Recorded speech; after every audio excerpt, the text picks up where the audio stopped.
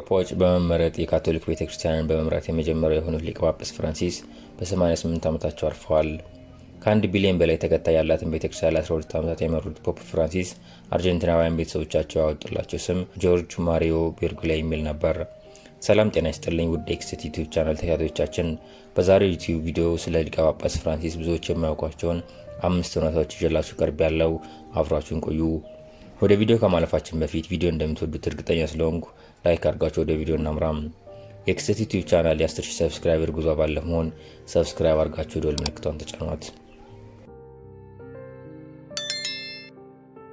ሕይወትን ቀለል አድርገው የሚመለከቱት ጳጳስ ገና ወደ ጵጵስና ሲመጡ ጀምሮ ነገሮችን በተለየ መልኩ እንደሚተገብሩ ይናገሩ ነበር። ለምሳሌ ጵጵስና ሲቀበሉ በመንበር ላይ ቁጭ ብለው ከመቀበል ይልቅ ቆመው ነው የተቀበሉት። ይህ የተለመደ አልነበረም።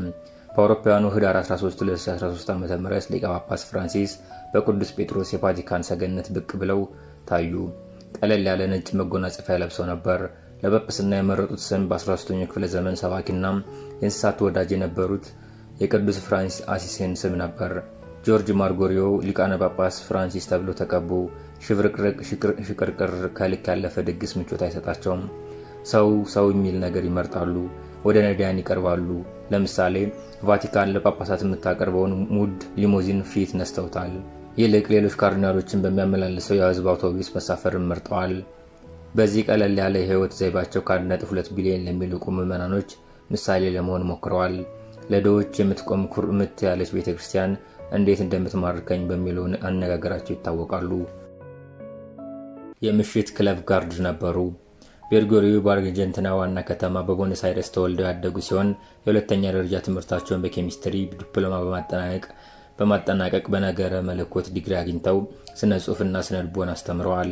በአውሮፓውያኑ 2010 ዓ.ም በሰጡት ቃለ ምልልስ 13 ዓመት ሲሞላቸው ስራ እንዲጀምሩ ያበረታቷቸው ስለነበር በአንድ የሹራብ ፋብሪካ ውስጥ በጽዳት ሰራተኝነት እንዲቀጠሉ አደረጓቸው።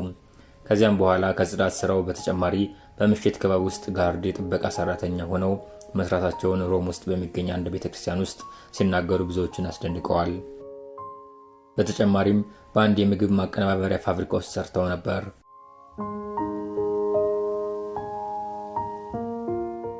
የእግር ኳስ አፍቃሪ ነበሩ። ርዕሰ ሊቃነ ጳጳስ ፍራንሲስ በልጅነት የሚደግፉት በአካባቢያቸው የቦነስ አይረስ የቡድን የሆነው የሳን ሎሬንስ ደ አልማግሮ የዕድሜ ልክ ደጋፊ ነበሩ።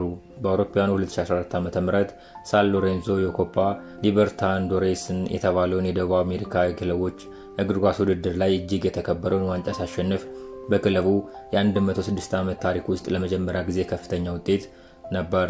ጳጳሱ በክለቡ ያላቸው ድጋፍ ለድል አድራጊነት ምክንያት ሊሆን ይችላል ወይ ተብሎ ለቀረበላቸው ጥያቄ በጣም ደስተኛ ነኝ፣ ግን አይደለም፣ ይህ ታምር አይደለም ብለዋል። ቡድኑ በዚያው ዓመት የአርጀንቲናን ከፍተኛ ዲቪዚዮን አሸናፊ በመሆን የቡድኑ አባላት ከጀርባው ፍራንሲስኮ ካምፒዮኖ ወይም ሻምፒዮኑ ፍራንሲስ የሚል ጽሑፍ የሰፈረበት የቡድኑ ማሊያ ለጳጳሱ አበርክተዋል። ርዕሰ ሊቃነ ጳጳስ ፍራንሲስ በተጨማሪ ሊዮኔል ሜሲ እና ሟቹ ዲያጎ ማራዶናን ጨምሮ በርካታ የእግር ኳስ ተጫዋቾችን እንዲሁም ስዊድናዊ ኮከብ ተጫዋች ዝላታን ኢብራሂሞቪችንና ጣሊያናዊ ግብ ጠባቂ ጂያንሉጂ ቡፎን ጋር ተገናኝተዋል። የጳጳሱ ሕልፈት ይፋ ከሆነ በኋላ ለሰኞ ዕለት ታቅደው የነበሩ 4 የጣሊያን ከፍተኛ የእግር ኳስ ክለብ ሴሪያ ኤ ጨዋታዎች ተሰርዘው ወደ ሌላ ጊዜ ተላልፈዋል። ከሌሎች ጋር መጓዝን ይመርጣሉ። ርዕሰ ሊቀ ጳጳሳት ፍራንሲስ ለረጅም ጊዜ አገልግሎታቸውን እና እንቅስቃሴያቸውን ቀለል ያለ በማድረግ ስነ ምግባራቸው ይታወቃሉ። ለዚህም የመጓጓዣ ምርጫቸው ማሳያ ነው። ርዕሰ ሊቀ ጳጳሳት ሆነው ከተመረቁ በኋላም ወዲያውኑ ለጳጳሳት የተዘጋጀውን ቅንጡ ሊሞዚን ከመጠቀም ይልቅ ከካርዲናሎች ጋር በአውቶቡስ ነበር የሄዱት። ርዕሰ ሊቀ ጳጳስ ከመሆናቸው በፊት በቦነስ አይረስ በአስቸጋሪ የህይወት ዘይቤያቸው ይታወቁ የነበሩ ሲሆን ካርዲናልና ሊቀ ጳጳስ የሆኑትም እዚያው ነው። ፍራንሲስ በአውቶቡሶችና በከተማ የምድር ውስጥ ባቡሮች አዘውትሮ መጓዝን የሚመርጡ ሲሆን ወደ ቫቲካን በአውሮፕላን ሲጓዙ በአንደኛ ደረጃ ማዕረግ ሳይሆን በመደበኛ የኢኮኖሚ ክፍል ውስጥ ቦታ ይዘው ነበር የሚሄዱት። በጵጵስና ዘመናቸውም የቅንጦት መኪናዎችን የማይጠቀሙት ፍራንሲስ ውድ ያልሆኑትን የጣሊያን ስሪት ፎርድ ፎክስ ወይም በአውሮፓውያኑ 2015 ዓ.ም አሜሪካን ሲጎበኙ ፊያት 500 ኤል ያሉ ሞዴሎችን በመምረጥ ይታወቃሉ። ብዙውን ጊዜ በጉብኝት ወቅት ሰዎችን ሰላምታ ለመስጠት ፖፕ ሞባይል የተባለውን የግልጽ መኪና ይጠቀሙ ነበር። ነገር ግን በእሳቸውና በተሰበሰቡ ምዕመናን መካከል ጥይት መከላከያ መስታወትን ያላቸው ተሽከርካሪዎች አይወዷቸውም። እንዲህ ያለውን ሁኔታ በሰርዲን ጣሳ ውስጥ ያሉ ያህል እንዲሰማቸው እንደሚያደርግ ገልጸዋል።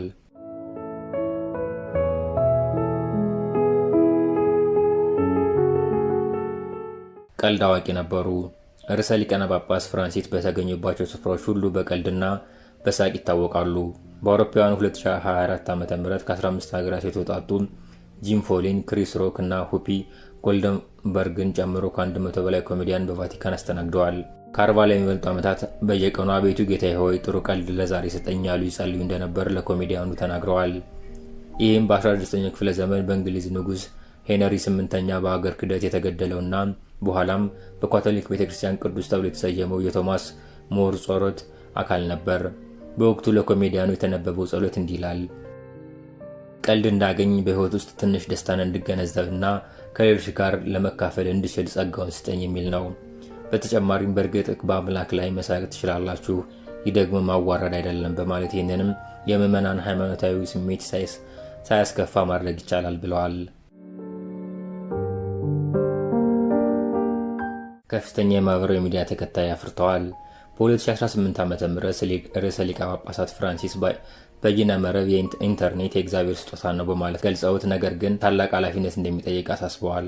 ከሳቸው በፊት የነበሩት ርዕሰ ሊቃነ ጳጳሳት ቤኔዲክት 16ኛ ጳጳስ ትዊተርን አሁን ኤክስ የሚባለውን በአውሮፓውያኑ 2012 ዓ.ም ከፍተዋል። ነገር ግን የተከታዮቹ ቁጥር ፍራንሲስ ጳጳስ በነበረበት ጊዜ በከፍተኛ ደረጃ አድጓል። የጳጳሱ ኤክስ አካውንት በእንግሊዝኛ፣ በስፓኒሽ፣ በጣሊያንኛ፣ በፖርቹጋልኛ፣ በፖላንደኛ፣ በፈረንሳይኛ እና በጀርመንኛ፣ በአረበኛ እና ላቲን 9 ቋንቋዎች መልእክት የሚያጋራ ሲሆን በአጠቃላይ ከ50 ሚሊዮን በላይ ተከታዮች አሉት።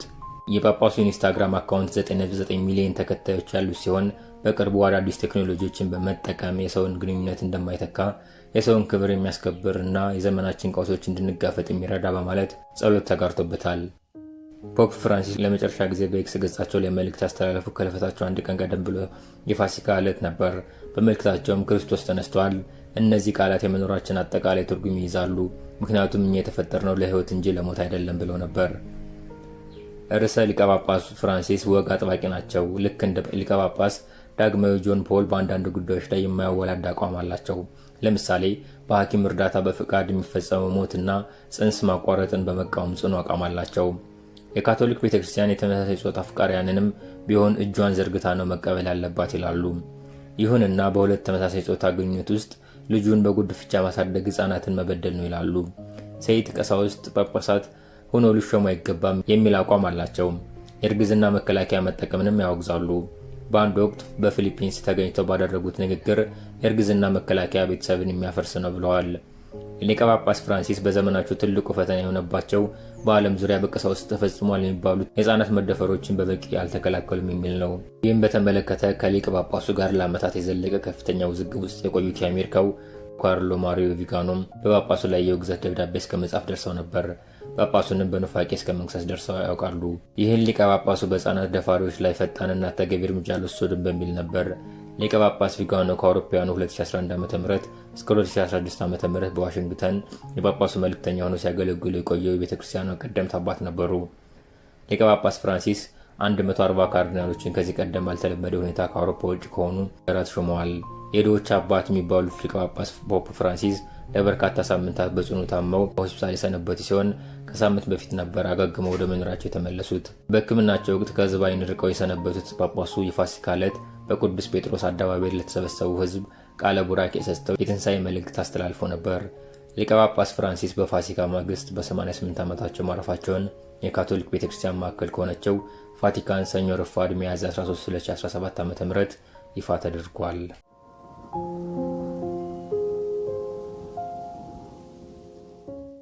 ዛሬም ቪዲዮን እዚህ ላይ ፈጸምኩ። አብራችሁን ስለቆያችሁ አመሰግናለሁ። ቪዲዮን ከወደዱት ላይክ፣ እንዲሁም ያላችሁን አስተያየት ኮሜንት መስጫው ላይ አስፍሩልኝ። በቀጣይ እንዲህ የሚያስገርምና የሚያስደንቅ ቪዲዮ ስለቅ መልእክት ሊደርሳችሁ እና የክስተት ዩቲዩብ ቻናል የ10,000 ሰብስክራይበር ጉዞ ቤተሰብ አባል ለመሆን ሰብስክራይብ አድርጋችሁ ደውል ምልክቷን ተጫኗት።